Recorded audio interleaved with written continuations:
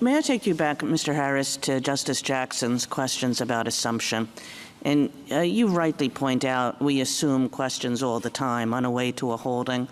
But usually we assume a question and then we say, well, we're going to assume this because anyway you lose on a different ground.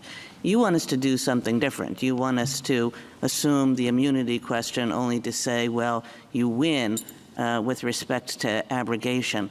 And that's a funny kind of posture, because the assumption will essentially determine the disposition of the case. You're going to get immunity, but only because we've assumed that you should get immunity. And I wonder if you have any precedent for that, any cases in which we've done something similar, any authority to suggest it's appropriate. I don't know of any authority to say it's inappropriate. It just seems quite weird to me. We were not able to find a case where it seemed that the existence of immunity would not have mattered to the outcome, where the court just assumed it. Nevertheless, as you mentioned, Justice Kagan, the cases don't seem to give that as the reason for why it's okay to assume.